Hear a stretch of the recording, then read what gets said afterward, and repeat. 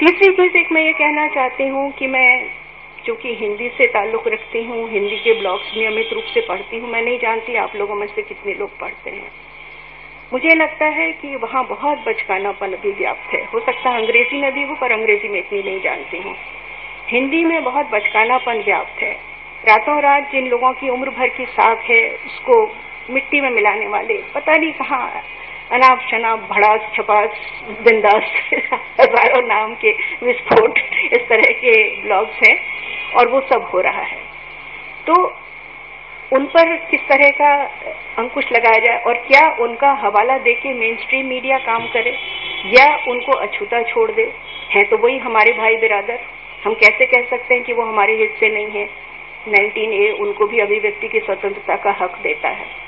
तो जब हम बात तक कर ही रहे हैं तो लगे हाथों खुल के इस पर भी बात करें कि अंग्रेजी और भाषाई मीडिया के बीच की दीवारें खत्म होनी चाहिए, क्योंकि जो आप लोग आज ये अंग्रेजी मीडिया में देख के पछाड़े खा रहे हैं, हिंदी मीडिया में, भाषाई मीडिया में बहुत बड़े पैमाने पर होता रहा है, लेकिन छोटे स्तर पर। यहाँ पर कैबिनेट मिनिस्टर से बात की जाती है, वहां पर तहसीलदार की नियुक्ति की बात की जाती है, या जिला कलेक्टर बदलने की, या जिला एसपी को जिला बदल कराने की बात की जाती है। बात तो एक ही है, आपने 2 पैसा खाया या 2000 खाया या 2000 करोड़ खाया, खाया तो सही।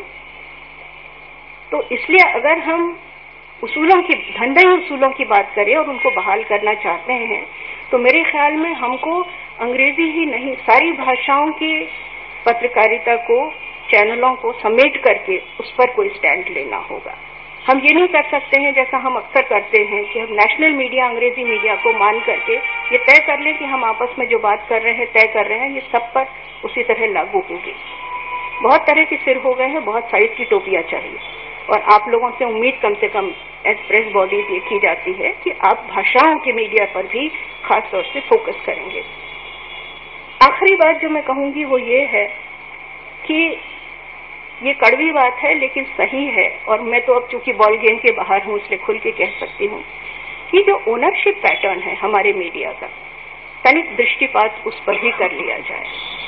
पिछले 10 साल से मैं कहती रही हूँ कि धीरे धीरे मेरे देखते देखते सब संपादक ओनर्स में तब्दील होते गए अंग्रेजी में, और हिंदी में सब ओनर्स संपादकों में तब्दील होते गए हैं। एक जो मर्यादा रेखा थी ओनर की और एडिटर की, वो खत्म हो गई है। इसके साथ ही सब कॉर्पोरेट बॉडीज बनते जा रहे हैं, मीडिया हाउसेस, वो आईपीओ फ्लोट करते हैं। ठीक है, देश का संविधान उनको इसकी इजाजत देता है और ये ठीक है, पैसा भी चाहिए। आज मीडिया उस पैमाने पर चलाना असंभव हो गया है कम पैसे के बूते। लेकिन अगर आप आईपीओ ला करके शेयर धारकों को हक देते हैं और फिर ओनर ही एडिटर और एडिटर ही ओनर है, तो फिर तो सब है भूमि गोपाल की। उनका जो पहला मंतव्य होगा वो यही होगा कि हमारा किसके प्रति लॉयल्टी है, पाठक के प्रति कि शेयरधारक के प्रति। तो जाहिर है अगर संपादक ही ओनर भी है या पार्ट ओनर भी है तो उसकी लॉयल्टी में ग्रे एरिया उपज जाएंगे। ये एक चीज है जिसे हमें स्वीकार करना चाहिए। और विजुअल मीडिया में तो दक्षिण भारत में और उत्तर भारत में भी, पंजाब तक में, हर जगह चैनल्स की ओनरशिप सीधे सीधे पॉलिटिकल लोगों के हाथ में है। तो आप क्या सोचते हैं कि उन्होंने कोई सदाव्रत खोलने के लिए अपने चैनल चला रखे हैं?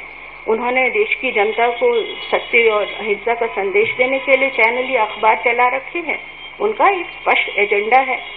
अगर हम नीरा राडिया पर रोक लगा भी देंगे तो हम इन चैनलों के बारे में क्या सोचते हैं?